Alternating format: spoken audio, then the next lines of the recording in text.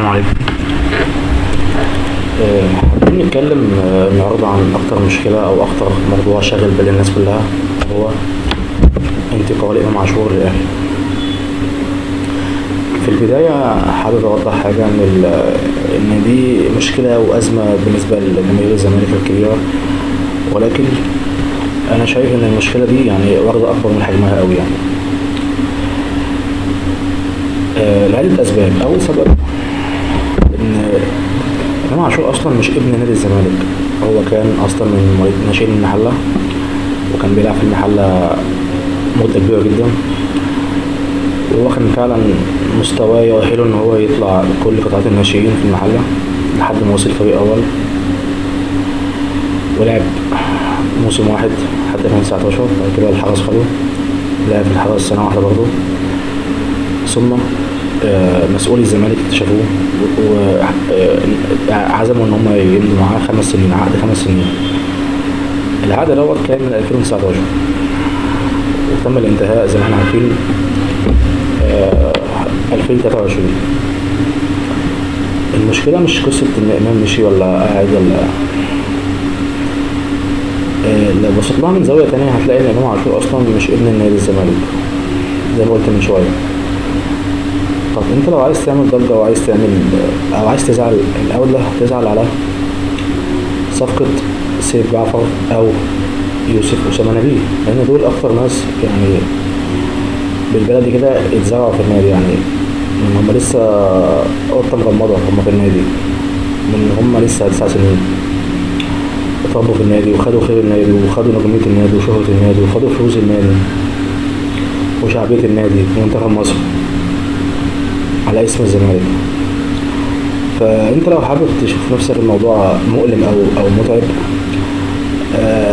كنا من باب اولى نزعل على سيف جعفر او يوسف أسامة نبيه.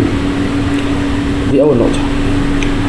تاني نقطة، كان في علامات باينة قوي على امام ان هو مش بيحب الزمالك او مش مخلص للفانلة البيضاء، لان هو كان لو نفتكر مع بعض كان ماتش بين الاهلي والزمالك كان من مدة قريبة يعني، وكان محمود عبد المنعم كهربا كان قاعد في الماتش دوت بيلعب مع الأهلي.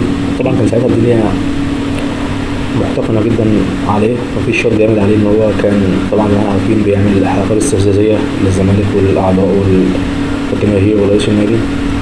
فالماتش دوت كان كل لعيبة الزمالك متنشنة معاه إلا إمام عاشور. يمكن في صورة انتشرت جدا ساعتها بتبين ان امام عاشور هو واقف مع كهربا وعمالين يضحكوا عادي خالص، ولا كأن في حاجه ويضحكوا عادي خالص.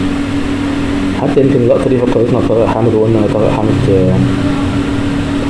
حامد دوت يعني كان لعيب اعتمد عليه ان هو سابنا راح السعوديه وعشان الفلوس، بس على الاقل كان قدامنا بيراعي حته ان احنا يعني بيراعي شعور الجماهير، بيراعي شعور الجماهير نفسيتهم، مش عايز يطلع قدامهم ان هو متساهل او ما عندوش دم من الاخر زي ما انا عملت مع كهربا. تمام. تاني حاجه، امام عاشور اصلا ما كانش في يعني ما كانش، انا شايف ان هو انه يطلع ميتلاند او يطلع الدنمارك او الكلام دوت، انا واثق 100% ان هو كان ينوي ان هو يطلع على الاهلي او بيراميدز. انا اشوف ان هو كان الاقرب بيراميدز، وشايف كمان ان هو ممكن يكون مع المستشار لما شد عليه شويه في الكلام في اخر فيديوهاته الشهر اللي فات، فده خلاه اداله دافع اكتر ان هو ياخد الموضوع عند ويمضي للاهلي، مش هيستنى بيراميدز خلاص. وهو فكر في نفسه، ما فكرش في النادي ولا الجماهير ولا اي حاجه. طب سؤال دلوقتي اي حد بيسأله في الوسط الرياضي، هل هو استفاد انه انتقل للاهلي ولا هو يعني محصله بعضها؟ لا، هو استفاد. اول استفادها ان هو ضمن يلعب كاس عالم انديه السنه دي 2023، وكمان النسخه الجايه اللي هي نظام المجموعات اللي هي 32 فرقه اللي هتعمل بنظام مجموعات، النسخة المحدثة. تاني حاجة هو خد مبلغ مادي من الأهلي يفوق سنه. هقولها تاني، يفوق سنه إن هو خد فئة أولى. الفئة دي اللي الشناوي وصل لها يعني بتعب السنين والبطولات، هو خدها كده على الجاهز. تمام.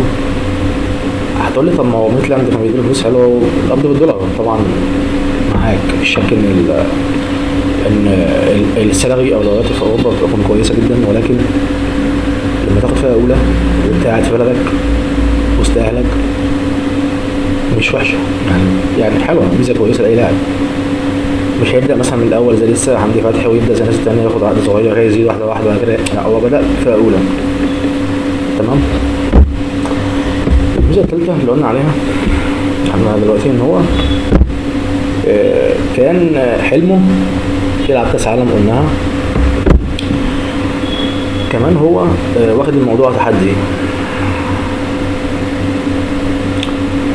ان ازاي مثلا معالي المستشار يطلع يتريق عليه او يقول مثلا احنا مش عايزينه الافلام دي مش عايزينها. هو لا، هو خد الموضوع تحدي. طب تتوقع ينجح مع الاهلي ولا هيبقى صفقه عاديه زي ما مثلا شادي حسين لما جه الاهلي وحصل عليه افلام هندي، يعني هيكسر الدنيا ويتصور مع الفانز وعلى التراس قاعد مع كل الناس وقلنا خلاص بقى دي صفقه العمر. وحاليا ما لعبش ماتشين على بعض وهيمشي خلاص، هو هيتباع يعني هيروح نادي الاتحاد حاجه زي كده. اتوقع ان امام عاشور هينجح مع الاهلي. امام عاشور صفقه ناجحه جدا. اللاعب ده عنده كذا ميزه مش موجوده عند اي حد في الدوري المصري. تقول لي ايه هي؟ اقول لك. اول حاجه عنده لياقه بدنيه عاليه جدا. لياقه بدنيه عاليه جدا. الولد ما شاء الله يعني ما بيتعبش، ممكن يدافع ويهاجم في نفس الدقيقه، مش هيفرق، يتعب ما بيتعبش، يطلع ويهاجم. تاني ميزه عنده ان هو عنده سرعات عاليه، يعني لما يفتح سبرنت ما حدش بيحصله. وعنده سرعه تحول من هجوم للدفاع رهيبه، يعني سرعه رهيبه مش اي حد يقدر بالامكانيات دي يعملها، ما يتعبش. تالت حاجه ان هو عنده ميزه مش عند ناس كتير في الدوري المصري، اللي هي شوطه حلوه، شوطه تقيله. يعني عنده تصديق على المرمى. طبعا شفناه في الموسم الاخير مع الزمالك ان هو كان بيجيب اهداف من بره 18 يارده، من بره البوكس. طبعا دي ميزه حلوه جدا للاهلي. لو في ماتش مثلا مش لاقي حل او الفرقه الثانيه مكتله دفاعيا، هو ممكن يخلص له الماتش في شوطه واحده، يخلص الماتش.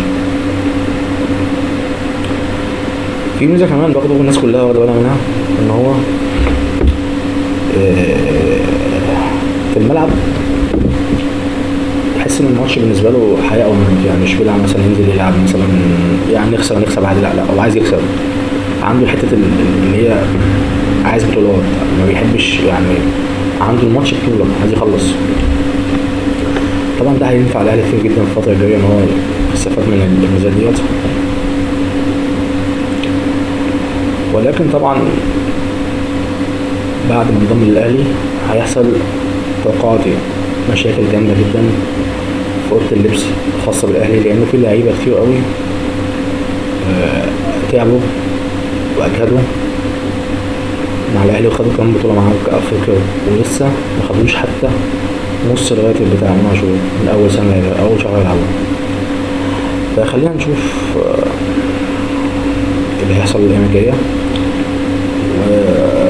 وحابب اسال حضراتكم، هل صفقه امام عاشور هتنفع الاهلي بنسبه كبيره 100% مثلا، ولا هتكون صفقه عاديه زي شادي حسين والكلام ده؟ اكتب تعليق ووضح وجهه نظرك. والسلام عليكم.